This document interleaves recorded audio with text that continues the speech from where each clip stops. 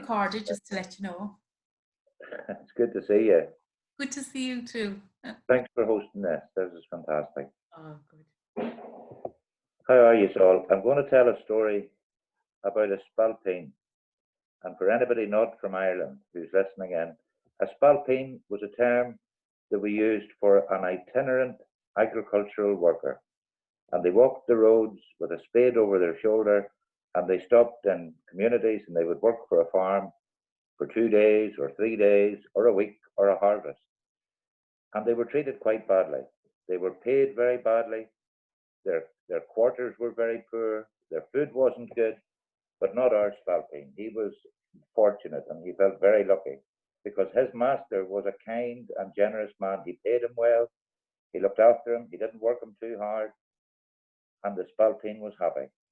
And this day he was out working in the fields, and his master came walking in carrying a potato.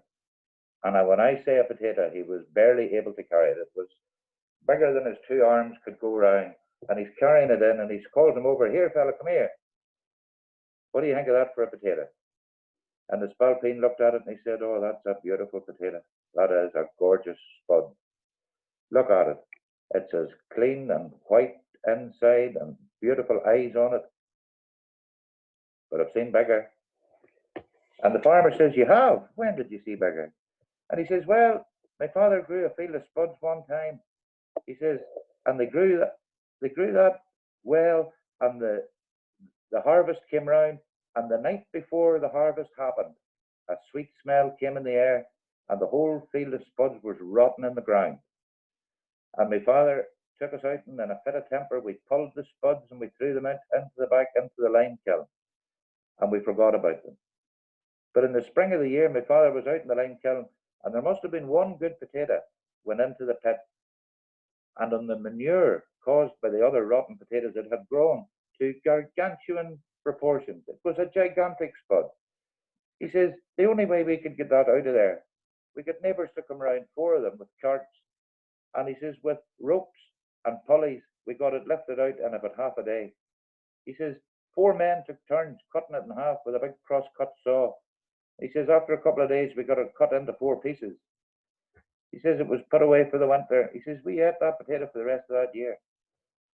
And the farmer said, all right, okay, fair enough. And he went on with his work. And a day later, the farmer didn't want to be outdone, so he came walking around again. The spalpeen was digging the spuds. And he called him over, and in the farmer's arms was a cabbage. I mean, this thing was enormous.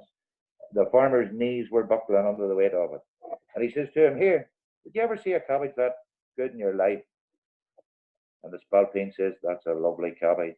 Oh, look at it. There's a big stalk on it as thick as my arm. But I've seen bigger. And the farmer says, you have? When did you see bigger? He says, oh, one time my father grew a crop of cabbages. He says they were that big and that fresh and that healthy.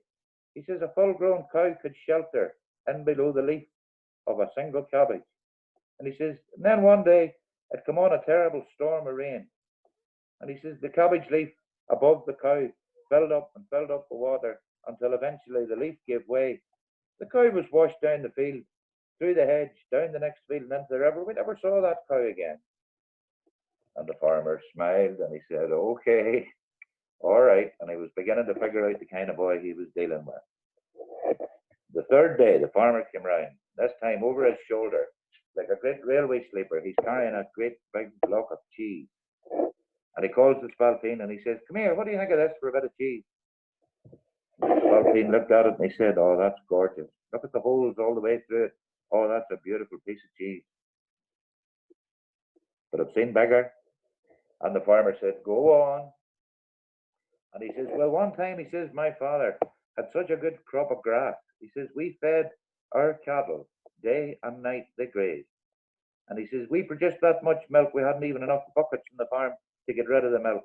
And he says, my father sent a few men out into the back meadow and they dug a big hole. It was like a swimming pool. And we just carted bucket after buckets and we filled this up and filled it up and filled it up. It was a lake of milk.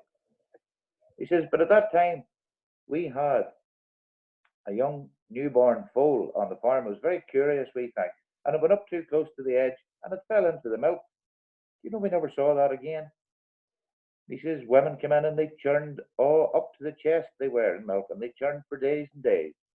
And he says they produced that much cheese, it was nearly the beating of us to get it out and get it put in storage. But we managed. We ate that cheese, he says, all winter. Then in the spring of the year, he says, my father went out and he cut a big lump out of the cheese. Do you know what walked out of it? Only a full-grown horse. And the farmer said, here, you can tell a story. I could do with a fellow like you tomorrow.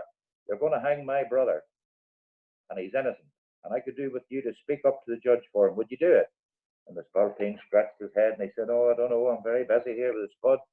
And the farmer said, I'll make it worth your while. And the Spalpeen said, okay. So off the two of them the next morning went to the court. And out the front of the courthouse, there was a gallows built, draped round with black cloth and a rope hanging, blowing in the wind. The judge came out and they brought the prisoner, and they were about to put the rope round his neck, and the Spalpeen spoke up. And he said, Your Honour, you're about to hang an innocent man. And the judge said, really? How do you make that out? And he said, well, I can prove it, but I'll have to tell you a story in order to do so. And Your Honour, furthermore, there is a person in the crowd who will accuse me of being a liar, and I can tell you here and now that that's your guilty party. And the judge said, continue. And the Spalpeen said, well, my father passed away a couple of years ago, and he left the farm to me and the two brothers. He says we got about 8 acres each. And I looked at my wee bit of land and I thought, I'm going to make a go of this. And I bought myself a grand big white horse for pulling the plough, and I went away to plant oats. But when I got to the store, I was powerful short on oats, and I decided I would have to go to England and buy some. So I took the old horse and got on her back, and I walked her down to the water's edge. She just walked out into the sea and started swimming. And she swam all that day and the next and the next. And after 3 days and nights, we arrived on the shores of England. She walked me straight up the beach and into a market town, and I was able to buy 8 great big bags of oats. And I put them on the horse's back, and I climbed on top of the pile, and I headed her back for the water.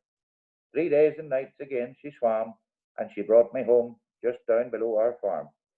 But dear, I think that broke the old horse's back, because when she made shore, she just collapsed in a heap. And he says, I looked around to see was there anything I could do to help her, but the only thing I could see was an old holly tree, and I broke a branch off it, and I just shoved it into the old horse. And she stood up as right as rain. It just behaved as if it was a new spine. And I took the oats off her back, and I just thought, she's done her job, I'm going to let her go and find her peace. And she wandered off into the woods, and I took the oats up and I sowed them, and I waited all summer for the harvest. And I had a great field of oats. I went to reap it, but I didn't want to trouble the horse. So I went out with a billhook, and I just started up one drill with a billhook, but it was very slow work. And after about an hour, I'd only gone about half a rig when suddenly a big hare rose up in front of me. Well, I thought, here's supper tonight, boys. And I threw the billhook at the hare for all I was fit. But whatever way the thing span in the air, the blade didn't strike the animal, but the handle did, and it went straight into their side. And the hare took off up the rig and me after it. She got to the top of the field and she turned and she ran down the next rig, and me after it, and the sweat blinded me. And I got to the bottom and she turned up again, and we went up the field and down the field and up the field. Do you know, after about 20 minutes I looked up and the hare only reaped the entire field of oats for me? Well, I was a lucky man, but I'd no way of getting the oats into the house. So I went into the wood looking for the old horse. And she was there. She looked as fresh and healthy and well as a newborn foal. And I took her and I brought her out. But do you know what was growing straight up out of her back? Only a big holly tree. Well, I climbed up onto the back of the horse. Now, as he was telling the story, the people in the crowd aren't stupid. Country folk know when to hold their tongue, and they had heard the reminder that somebody that accused them of being a liar would be the guilty party. So they had been nodding and agreeing the whole way through. Oh, that's a very possible thing. Oh, that's the kind of thing that happens here all the time. And they were all going along with it. But there was a fisherman in the crowd, and he just couldn't stand the lies any longer. And as the Spalpeen went on, he said, I climbed onto the back of the horse, and I went up into the tree, and I went to the top branch, and that's when I found it, Your Honour. And the judge said, what did you find? He says, I found a fine, fat, pink salmon, fast asleep in its nest. And at that, the fisherman in the crowd had had enough, and he stood up and he shouted, "You're a liar!" And the Spalpeen said to the judge, "Your Honor, I rest my case."